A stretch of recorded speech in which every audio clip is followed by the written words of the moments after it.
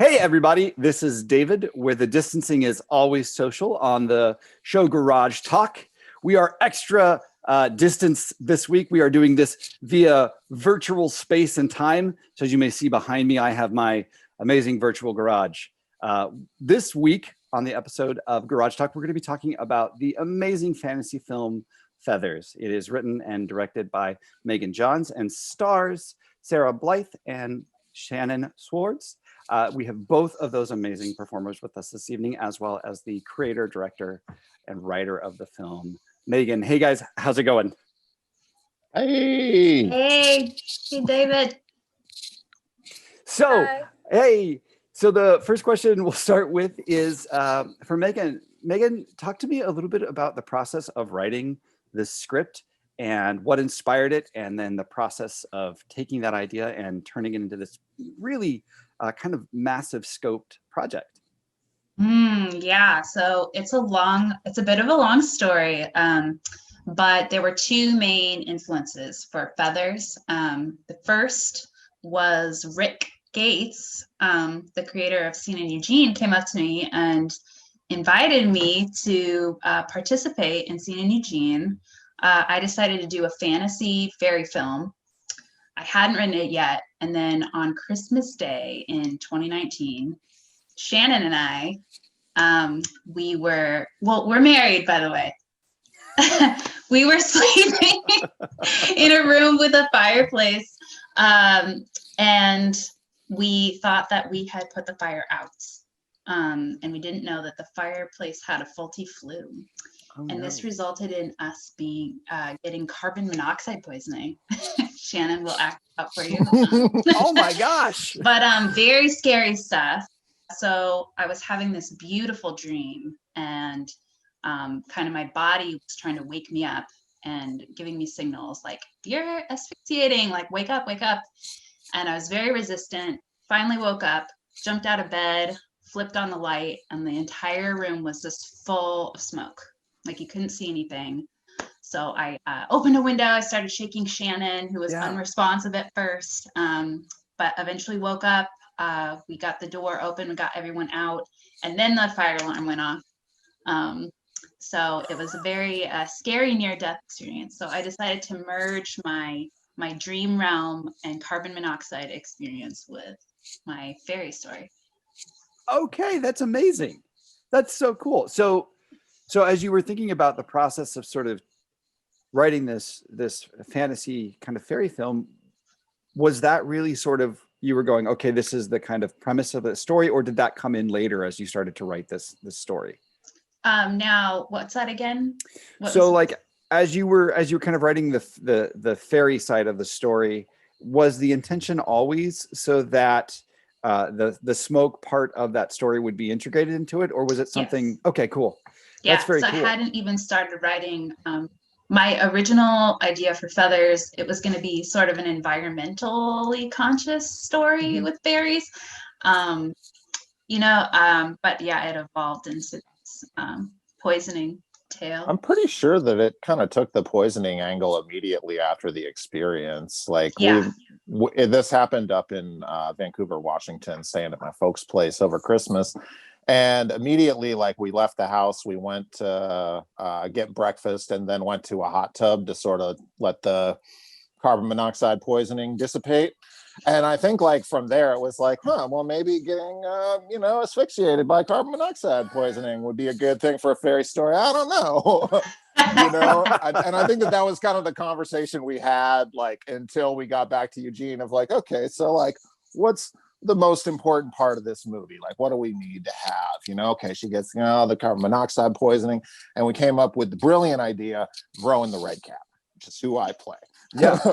Now, was that kind of the whole time? Like, has it always been that was the character you were going to play, or at some point did that? That was the only character that I was willing to play, and I don't act, and I don't really want to. I don't really like acting, but it was on my bucket list that I wanted to play the villain in a movie. I wanted to have a sword fight, and I wanted to kill whoever I was sword fighting, and so that was kind of like my list of demands to be in the movie.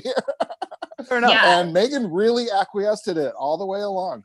I'm very impressed. Yeah, basically what happened is I sat down to write the story and I asked Shannon, what kind of character would you like to be? And Shannon said, make me a villain.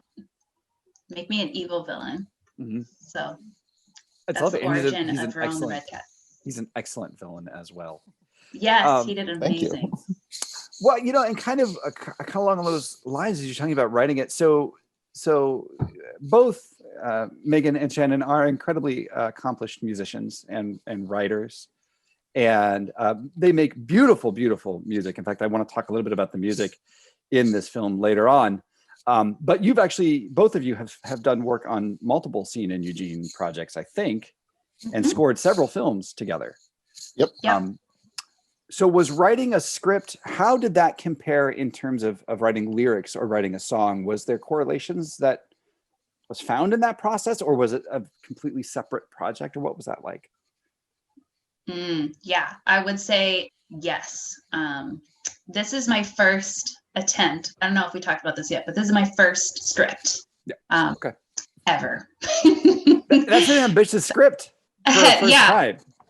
Yeah, so there definitely was some lyricism to it. A lot of it got changed through various ways. I mean, the pandemic is a way, and then actors, actors' interpretations really changed the script, and so I ended up really playing with those things, and a lot of those lyrical elements actually got cut in the end. But there's also some direct Shakespeare quotes. Yes, there is. Yeah. No, I picked up those are awesome. So as you kind of are writing this and you're casting your lead role of the role that Sara ends up playing, Melanie, I believe. Melanie, did I get it right? Yes. Okay. Melanie Falcon. Okay. I was like, oh no, I don't have my thing in front of me and I'm not 100% sure. So as you're casting that role, was it written with Sara in mind, or was it sort of, so you kind of started with the idea that Sara was this character? Yeah. So Sara was in my head early on. I don't know if I told you this yet, Sara, so I hope I don't freak you out. I was thinking of you. Oh, wow.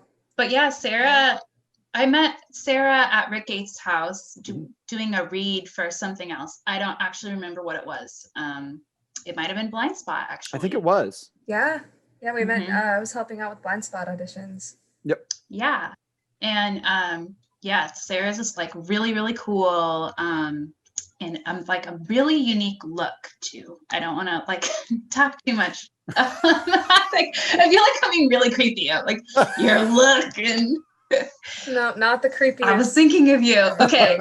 Anyway, I was thinking of you. And so then when this idea came around, we did a table read in February of 2020, right after my first script. And Sara read for actually another role for the best friend. Okay. But during the table read, I was like, yep, I want Sara to be Melanie. And so she's actually in my storyboards, like my original storyboards. How cool is that? So Sara, was that a so you're reading this and Megan goes, hey, I want you to play this role. What did that feel like? Was that a kind of a daunting process? There's a lot that you have to kind of go through that play, or what was that like? What was that process kind of going through, getting cast and then going, yeah, I want to do this? I don't know. Yeah, it definitely was daunting because I'd never really played a role like this, especially with something like a fantasy is just something so cool and out there that I hadn't really imagined it like doing that. And so that was like one of the things that really drew me to this role and this character and this story. But it definitely was weird going from because I had no idea that you had me in mind. And so to go from that first table read where I had read for Iris, and then to go into auditions later thinking, oh yeah, I'm gonna nail Iris. And then coming away from that audition feeling like, my read for Iris was really bad. But then I ended up getting offered the role of Melanie. I was like, okay, yeah. All right, let's do it. Yeah. I don't know, it was just all a little surreal, I guess. but I don't know, it was a lot of fun, and I hope I lived up to your expectations, Megan. Oh my gosh, above and beyond, Sarah, above and beyond. And I gotta say, your audition tape was blew me out of the water too. Actually, everyone who saw it was like, yeah, Sarah. I mean, we had some incredible auditioners too. It was not like all easy choices. There were some really tough choices, but your audition tape was stellar. I mean, you were just like, you are an action performer. You're like, you're made for this. I don't know. I like to run around. Yeah, you're really good at it. And not everyone could have done it. It's a really hard role for sure. Yeah. Well, and so I've watched the film, I think 3 times.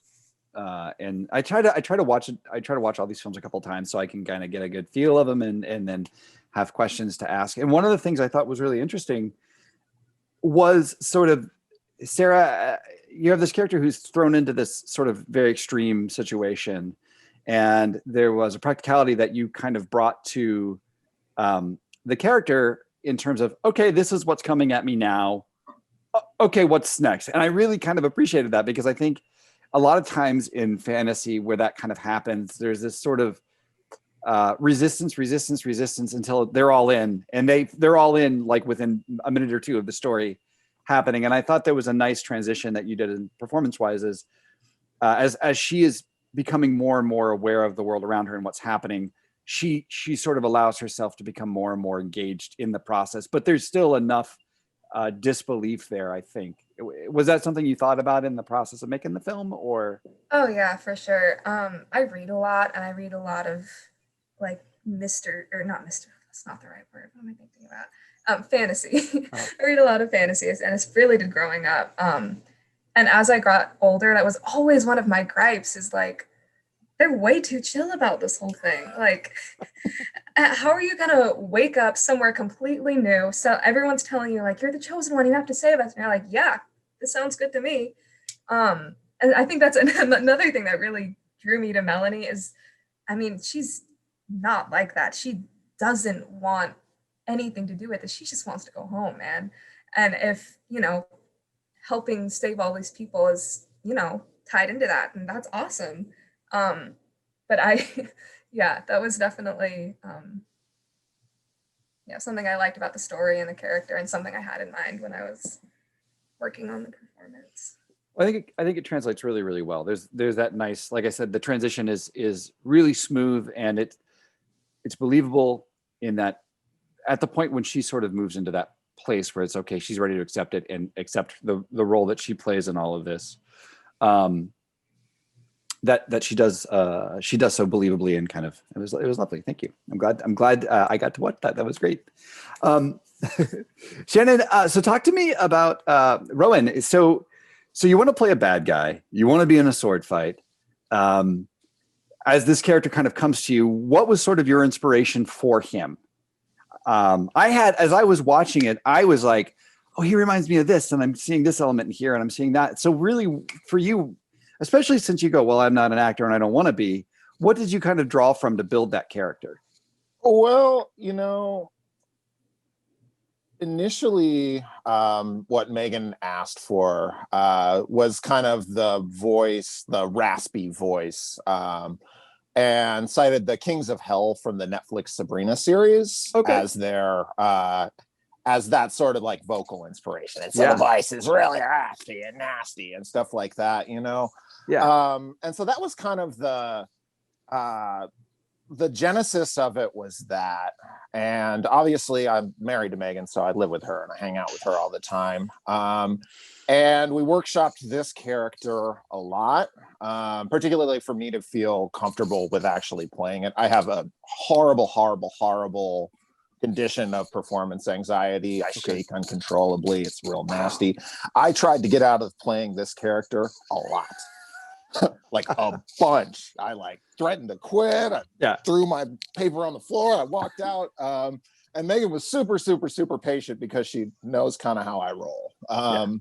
And so really, there were some things dropped along the way of maybe sound kind of like the Joker, maybe do this, maybe do that, you know? And for me, I was really just so terrified of the entire experience that I wasn't really prepared for it until I was actually in costume on set and we were about to do the thing. Got it. The first scene, I think the first scene I did was the sword fight, which is definitely the last, it's like the second or third to last scene that we filmed. And it was absolutely horrible out there. This was in August. It was like 100 degrees. Yeah. We're wearing all of this crap for the character, covered in face paint, stuff like that. And I am standing there holding my little sword, really hoping that no one else notices how terrified I am. and at the same time, we're out there, it's 100 degrees, middle of summer, the light is fading fast, and there are just all these fucking boats going past us, like behind us, like just nothing but boat after boat after boat after boat after boat. And I felt like I was in a situation that was about to explode. Like tensions were high. And I'm like super nervous, and like we're getting our choreography wrong. And all of a sudden I'm standing there and I'm thinking about like my character and what my character does. And this is kind of, I was a rapper for a good portion of my 20s, and I still do that sometimes. But I noticed that whenever I was really scared about a performance, it would generally be the performance I would really kill it on. And then when I would be super confident about a performance and step on stage and really just nothing's going to touch me, then that's when I start making mistakes. That's when it kind of goes down. And so I was like, I am just terrified enough to make this actually work out. And so and so then, you know, we just kind of stepped into character, and I had a great time doing the choreography with Dylan Fix Carter. We really had good chemistry all through rehearsals. And so we actually start getting in there and we start sword fighting. And I was like, I really want to hurt this guy. Like, I started feeling like the sadistic evil of Rowan the Red Cat. And then so I start taunting him and cackling. Like I was really like, that was, I think, maybe a little bit more scarily close to the truth than actually was. You know, and really from that point forward, I really felt like my character was embodied for me. Up through that, we went back, we shot all the stuff with Melanie earlier in it. And really kind of from that point on, like, my character was forged in the heat of the moment, you know? Yeah. Yeah. The very 100+ degree heat of the moment. Well, testament. Shout out to everyone who was there. Like Sarah and Shannon and Dylan, I mean, everybody, Walter. I shouldn't do that because there were a fair number of folks. You guys had a big crew on that project too. A fairly big, Which this was your directorial debut, correct? Yes. So that was something I kind of wanted to ask about. Before we go too far into this, I have one more question I want to ask. It's sort of a silly question, but I think it's a really important question. So it's silly in that it sounds silly, but I think I live in this world, so it's a really serious thing. My wife is an artist, and she and I collaborate together. She's a brilliant writer, and she and I work together. I do a silly puppet show, and she writes a lot of the scripts for it. And when we started collaborating together in that way, it was terrifying because I love my wife dearly, and I was terrified that she was not going to be good at what I needed her to be good at, and having to have that conversation. So as you're stepping into this with Shannon, and he goes, "I'm not an actor, but we're going to do this," and he's having parts where he's feeling like, "No, I really don't want to be a part of this."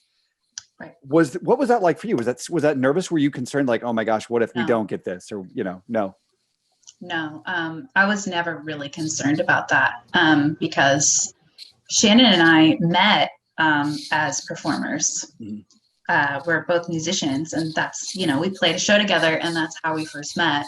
Cool. And so we collaborated on stage for years. So we've known each other well over a decade, been together 8 years, been married for like, I don't know how long, 3, don't know how many years. We've been together 4, I don't know. So anyway, there's just like, I don't know, I have a lot of trust and knowledge about this guy and what he can do. And so I also understand the anxiety and the performance anxiety. And so, of course, you want to really respect when someone is saying those words of like, I don't think I want to do this. But Shannon's case, I really felt like it was something that he had wanted to do and had told me before that he wanted to. And I wanted to kind of push him through that, with trusted people, and everyone involved in this project was just so cool. So this is a really good first thing to be a part of, I think, because there's just a lot of support. Yeah, and I enjoyed where he kind of went too. It sounds silly, but the film reminds me. It kind of has the genre itself has done a lot over time, but oddly enough, Rowan reminded me of the Blue Meanies from the Yellow Submarine. That's amazing. Awesome. And I mean that in the most amazingly good way possible. Like I was sitting and watching it, I was like, Blue Meanies. They're the best. And I was watching that, I was like, oh, that seems really cool. It's amazing you bring that up, because I think that sort of ilk of childhood entertainment is really where a lot of the inspiration from this comes out of. There are live action movies, but for me, I'm amazed you brought that up, because Yellow Submarine is one of my favorite movies of my childhood. Ringo is still my favorite Beatle, mostly because of that movie. Yeah. Well, maybe you channeled some of that, because as I said, I was sitting there watching it, and it was like, and again, it's not like I felt like it was an impression or anything, but there's an element about him as I'm watching it, and I was like, I feel like there's a kinness to the Blue Meanies in there. So that's awesome.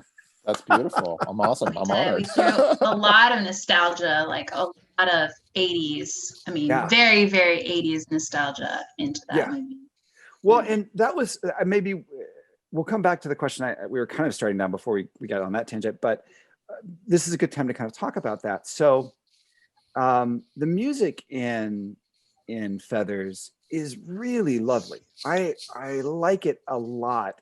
It does a good job of sort of heightening the tension where it needs to be, and then sort of lulling us into these more tender pieces. And there is a very strong kind of, to me at least, and this is probably an example of the fact that I'm becoming a dinosaur in age, but it harkens back a lot to sort of to me, in sort of the 80s, in some of the fantasy and sci-fi that was happening in there, which was really kind of cool, because it sort of goes, oh, there's this sort of timeless quality because we're in the modern era. We go into this Fey world, but there's this sort of 80s kind of feel to the music. So you guys want to talk a little bit about that, since we got you guys here and you were such a vital part of the music on this? Let's talk about that a little bit. Ooh, thank you. Well, yeah, I mean, everything you said, everything we already said, we did put a lot of 80s. We had a lot of nostalgic, Ghostbusters and Neverending Story and, alien movies even. Just a lot of various inspiration. We're both musicians. That's our thing that we do. So Shannon and I were kind of like, yeah, we got to make good music, because that's what we actually do. Yeah, for me, really scoring a movie like this is also one of my bucket list things. I really wanted, there's a song that plays that's kind of like a montage number in there. And that was actually a song that I had made after working on another song for the Rent Money Project, where they came to me and said, we want an 80s montage song. And I was like, I don't know, I'll do an 80s montage song. I'm like a hip hop dude. And Samson was like, nah, you will murk this. And so I made it, and he came through and recorded it. It's great. Totally fun. When that movie drops, you guys will see the fruit of that labor. But I had so much fun doing it that I was like, I'll make another one of these. And then that sat on ice pretty much until the day that Feathers was about to start filming. When the question came through, can we do a karaoke type song? And I was like, I have just the beat for that. I was wondering but we can't give it away. We can't give anything away. And so that sort of started that line of thinking for me. And then I started really going into the archives of starting off with kind of the contemporary throwback stuff like Stranger Things, but then going back into John Carpenter movies and like obviously Labyrinth and like Bowie's work on Labyrinth Definitely and stuff like Labyrinth. that. Definitely For David me, that Bowie. was really like the process was really around like figuring out how they actually got the synthesizers to sound like this, or the drum machines to sound like this, you know? And so for like the sound design piece of it, for me in that, it was really based around like paying as much homage to that era of music as I possibly could, because I really think like, especially with like 80s cheesy synthesizers, there's a certain amount of sincerity that those have if you let them. And that was my goal. Yeah, there's a synth piece that is in the film, and I think it is. I don't want to give anything away. I think it's kind of midway through, and Sarah is moving through the forest, and there's this sort of, it's a very sort of like ominous chord progression in synth, and it reminds me. There's a part where Sarah falls down and she kind of comes up and says, geez, you know, thanks. And there's this sort of eerie synth that's happening. And that it really heavily reminded me of the Labyrinth, and sort of took me back to my childhood. That was super fun. So so for me as a performer, when I act, music is a huge piece of the puzzle of figuring out the emotional connection and the storyline of the characters. Was that the same process for putting the films together, directing it, writing it? Did those musical pieces happen early in the process, or was it after it was filmed and you guys were then kind of doing all that together? What was that like? It was before. Really? Most of the stuff it was before. Right at the end. So I did the Feathers D minor and the happy songs, and actually Sarah had a say in this. And I don't want to give anything away, but I will say that Sarah has a gorgeous voice. She does. And part of this role, I mean, this is a very versatile, difficult role, and part of it was a little bit of some voice stuff. Yes. And so actually, by the way, that was a fun surprise. You have the most gorgeous voice. I could listen to it all day long. But anyway, so I actually gave Sarah the choice between two songs, which one should be the major, a major part of the story, and she chose. Sarah, was that something? How did you feel about that? Was that nerve-wracking, or were you like, yeah, let's do this? Do you have a background in singing? I did choir and musical theater in high school, but I hadn't sung since high school. Okay. So it was a little bit of like a plunge back in. That was a little scary. And I'll run around all day. I'll skin my knees a million times for a short film. But when it comes to singing, man, that was the most nerve-wracking part of it by far. And again, like, not to give anything away, but I was getting ready to do it, and I was standing there, and everyone else was done filming for the day. And it was another one of those, okay, we have to get this before we lose the light. It's our last day. You have a very limited number of chances to get this done, and everyone was looking at me, and it was horrible. But I did it, I guess. You did it. Excellent. And you and did amazing. It was a lot of fun in the end. Yeah, no, and it was everyone great. was looking because your voice was so beautiful. Everyone was just like stunned by it. And I was really proud of you because I knew you were really scared. And you really were poised and just like nailed it. I think we just did one take of that. Yeah. I think so. I was standing there. I was like, okay, good. My voice is warmed up now. I'm ready to do another one. I finally got over that first take. Let's go. And then I was like, okay, wrap it up. We're done. Yep. And so did you go in then and re-record the audio for that, or was that all on location? No, I actually did have to go in and ADR that one. Mm-hmm. Okay. But it wasn't because of her performance at all. It was because we had an issue with the mic actually, because it was literally so hot the day that we were filming that the mic started warbling. So we got messed up audio because the mic heated. So that kind of brings me back to my kind of first question that I tangent off of. So this is not you guys. This is totally me and my hey, look, squirrel mentality. So this is a big production. Yeah. You have a large crew. You've got a very big story to tell. You have some folks that are working on the project who have a lot of experience in filmmaking, and on top of all that, you're filming in this very hot weather, and we're in the middle of a global pandemic. You guys filmed this in August, you said? August. Yeah. Mm-hmm. So what was that process like for you guys, especially with such a large crew? I mean, there was a lot of people involved. So how did you guys kind of navigate through all that? It was really nerve-wracking, David, I will tell you. And we spent months of safety planning, writing out safety protocols, checking in with everyone. We did a lot of Zooming like we're doing right now. But basically we made sure that filming happened during a time of low infection rates. Yep. Uh-oh, are we losing connection? No, we got you. Can you hear me? I can hear you fine. Okay. So the key thing pandemic wise is we were monitoring local infection rates, making sure that the rates were really low, rewrote the story so it's entirely filmed outside. Okay. Which was crazy. Yeah. And then we limited people on set. Okay. Everyone behind the camera was masked. We did a lot of social distancing. Mm-hmm. And obviously, like, nothing in a pandemic is going to be 100% safe, but we had a great team of people just working really hard and doing everything we could possibly do to make it as safe as possible. Yeah. Now,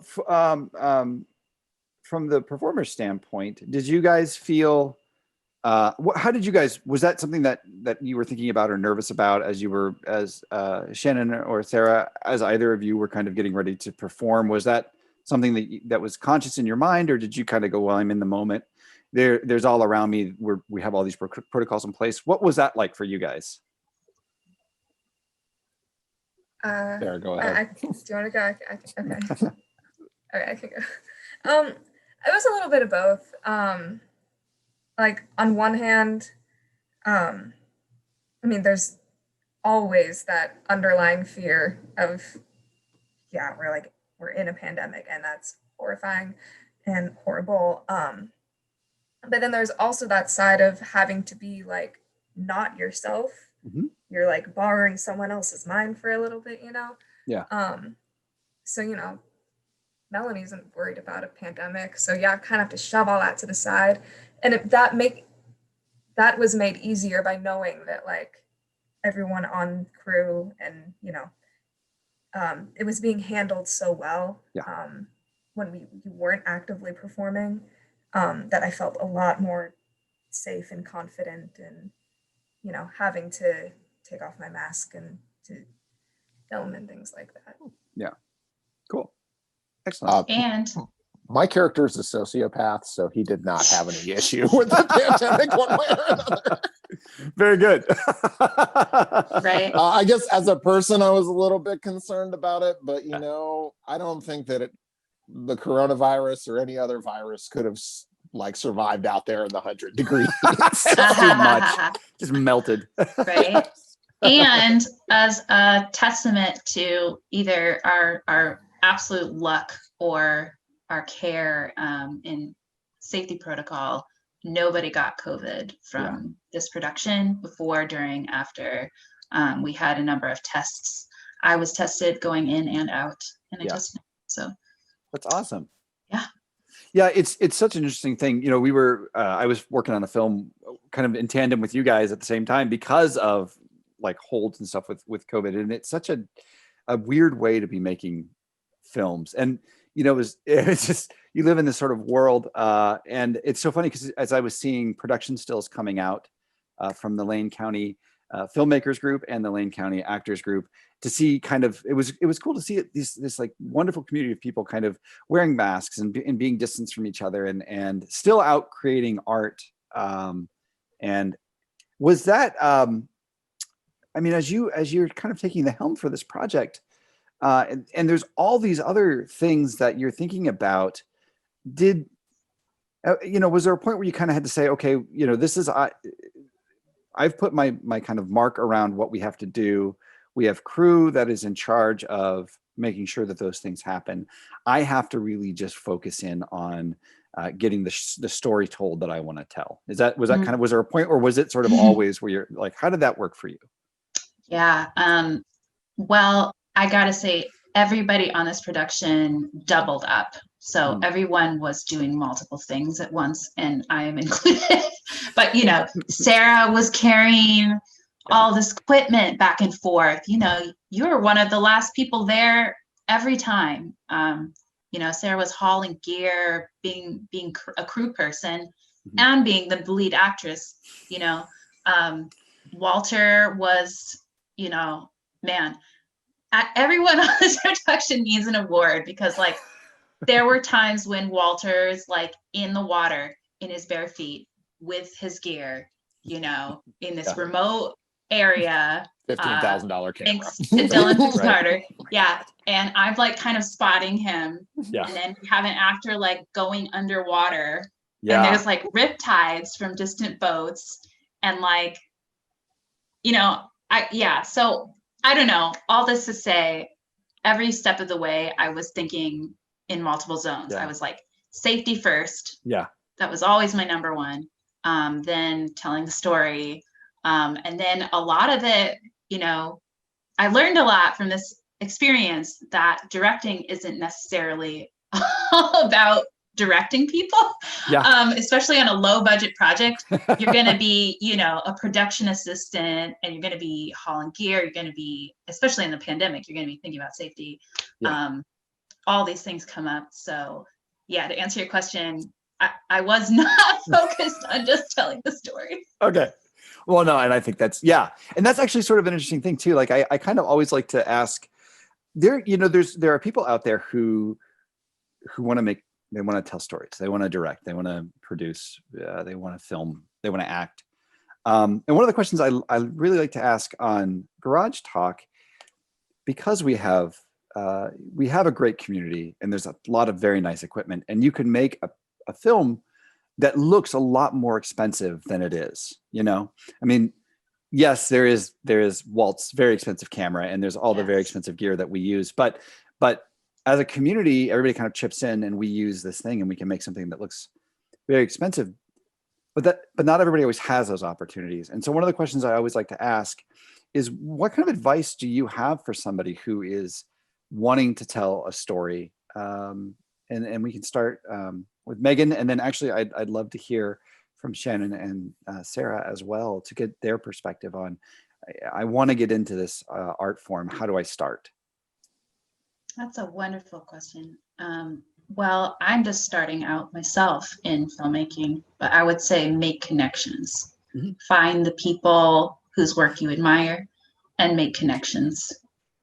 And we are really lucky. I mean, people really, donated a lot of time and gear to making Feathers happen. Walter King was huge. I mean, Rick Gates, Matthew Hewlett, who else? Daniel Martinez. Yeah. My gosh. Everybody involved. No, that's a very good piece of advice. I can't agree enough with that, because the more people the more people who you do favors for, the more favors come back to you. But, I think about it really from a audio perspective, which is that, you can have the nicest Neumann microphone, but if you can't sing in key, it doesn't really mean much to you. Yeah. Whereas you can sing great and have a Shure 57 and it'll sound amazing because you really know what you're doing. And so I think, like, if you're just starting out doing any sort of artistic thing, just go ahead and try. Don't get caught up over whether or not you're good at something or whether or not you have the right gear to do it, you know, because there's a lot, I think, like in being a filmmaker, there's a lot that you end up learning along the way from making a crummy film on your iPhone, wandering around in the forest by yourself. You know what I mean? That's going to teach you a whole bunch of stuff. And then when you get to the place where you have a few friends who have some nicer iPhones that you can then run around in the forest together, you've already done a lot of that work. And so I think, like, really with creative stuff, particularly in this day and age, when, like, you know, the budget that you need to actually get good gear is within the realm of possibility for you. You know, you really have to focus on, like, what your story is, kind of like what your performances are, and get that going really well. And then everything else really just follows after that. I couldn't agree more. I think there are so many people who don't start trying something because they don't think they have the right equipment, or they don't think they have the right gear. So yeah, no, that is a beautiful, beautiful answer. Thank you. You know, the other thing about it really to me is that, like, I have nice-ish recording gear in this day and age, and I do a great job of recording it. And then I spend most of my time actually, like, just screwing up that audio, like more distortion, more phasing, like what, like, until, like, at the end of it, it's kind of back down to where it would have been to begin with. That's excellent. That's excellent. Sarah, how about yourself? I mean, first of all, I want to preface anything I say with I know nothing. I'm like mostly a kid still. I mean, I'm going to school for cinema studies, but I'm really learning a lot of this and as I go. But I really definitely have to agree with Megan and Shannon and you, David.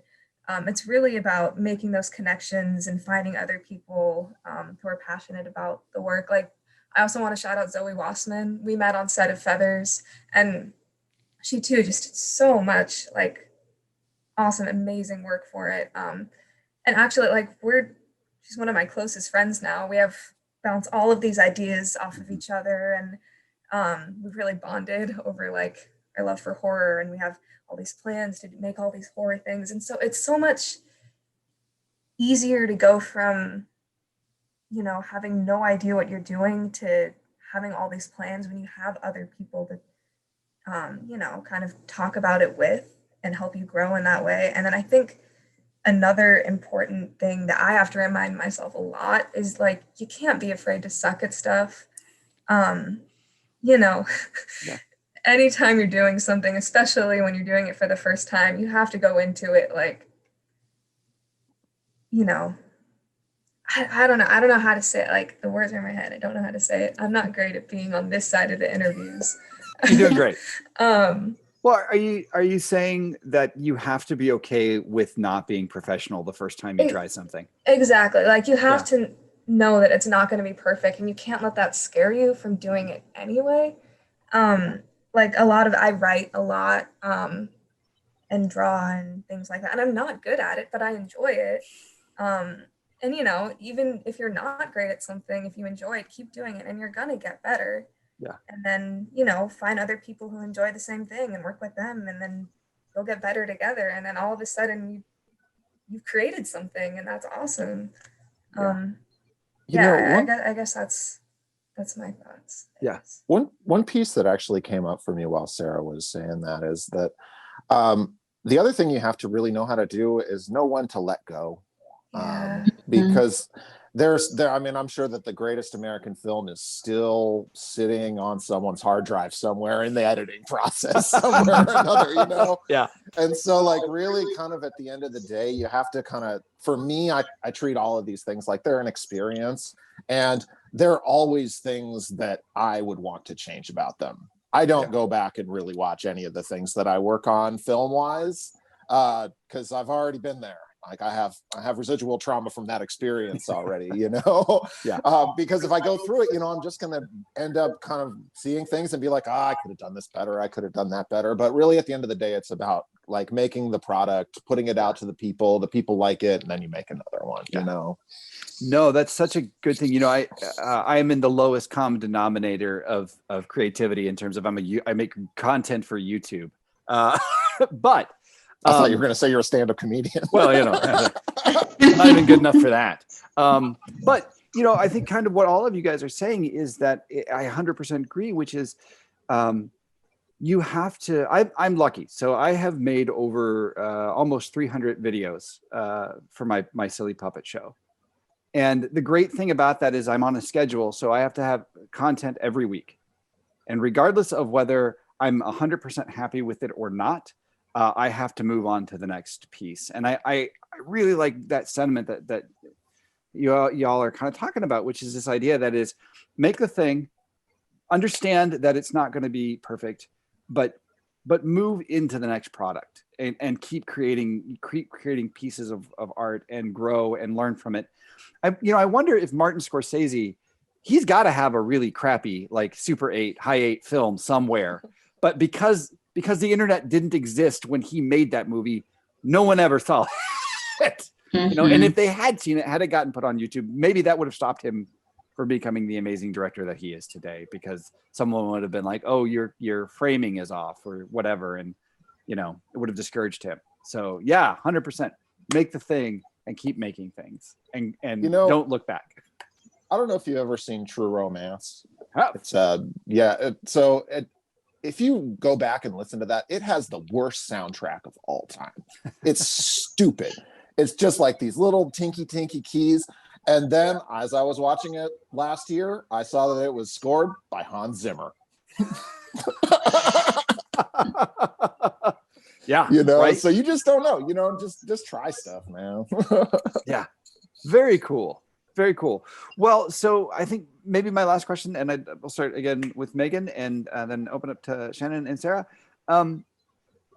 Was there something that you were not expecting to find joy in creating Feathers that brought you a lot of joy as you were working on it? And Megan, if you want to start us off with this. Oh my gosh. I want to a little bit copy some of what Sara said, because that would be, it's not that I didn't expect to find joy in this, but the people, absolutely. Everybody involved. There was just so much camaraderie. Zoe Wassman, I met her for the first time on this too, and I love her. She's amazing. Hire her. She did all the makeup. She did so much for this production. Script consultant, all kinds of things. Yeah, every person involved in this in every way, shape, and form was a joy. Awesome. Shannon, you want to go next? Sure. So the question is, what sparked joy? Yeah, what happened that made you happy that you weren't even expecting to find joy in this process? Let's see here. I think that the community on set was really amazing. In addition to having significant performance anxiety, I'm also terrified of people. And it was super fun hanging out with all those folks out there, kind of to the point where my only real regret on working on this movie is that we weren't kicking it for 2 months beforehand. Because the energy and the vibe was there. And a lot of it got picked up on film. But that was kind of my biggest regret, because the people who there were really a super dynamic, wonderful group of people. The thing actually that I didn't think I would have as much fun doing on this project that I ended up is I did all of the sound design for it, most of the sound design and the final mix on it, which was a pretty huge project. Definitely not one that I'm rushing out to do another one of, because it's a lot of work. But I learned a lot of stuff about the dumb, nerdy things that just kind of exist in my audio engineering world of you can do this in Pro Tools and you can do this in Ableton. And so I think really that section of it, which I was dreading all the way through when Megan voluntold me that I was going to be doing the sound. But that actually turned out to be a really magical process. And I'm really proud of the work that I did on that. And then the score is just kind of the icing in the cake. We're going to come out with the soundtrack of it, and everybody will be able to take my music home at the end of the day. And that's fabulous. Sign me up. I would love a copy of that. Gotcha. Very cool. Sara, how about yourself? I'm gonna have to be a thief here and steal everyone else's answer and say, just God, the people are amazing. Yeah. I also am a huge introvert. People are scary and I don't like them. But these people were just phenomenal. I mean, getting to meet Zoe and getting to hang out with Malachi, which I met him on Blood Money, and he's just the best. Just everybody, you know. So even when it's, you know, the sun is set and you don't know where the headphones are, and you have to hike all the way back, you know, around the lake to try to find these headphones in the dark. Yeah. It's not horrible because the people you're with are so great. And even when you're, you know, driving back and forth to Dorina every day, like I started really looking forward to those drives because it meant I got to see everyone and work with them. And everyone is just so talented and passionate about what they're doing. It makes it really easy to also feel that joy in these long, hot days where there's boats going back and forth. And it's not always easy, but it's just fun. Yeah. Everyone is just really, really great. Awesome. I know I probably sound like a broken record, but no, that's great. It can't be stressed enough. No, that's excellent. Hard. I want to like say everyone's names. I know. Like Dylan Fix Carter, holy crap, Malachi Schnell, Brienne Pleasant, Aaron and Robin Nelson. Yep. Who else am I forgetting? Whose names have not been said? Andre Royal. Andre, oh my gosh, he deserves so many awards for the stuff he did. Robin Crazy. And Aaron too. Robin and Aaron Nelson. I had to hit them with my car. Felt really bad about that. Oh, I don't know if that's a spoiler alert or not. No, not at all. No one will know. No. So we do have a clip from the film. Mm-hmm. What can you give us a little bit of setup that we'll watch? Yeah, so this clip is Melanie Falcon and Queen Mab, the Queen of the Fairy Realm's first real interaction. Cool.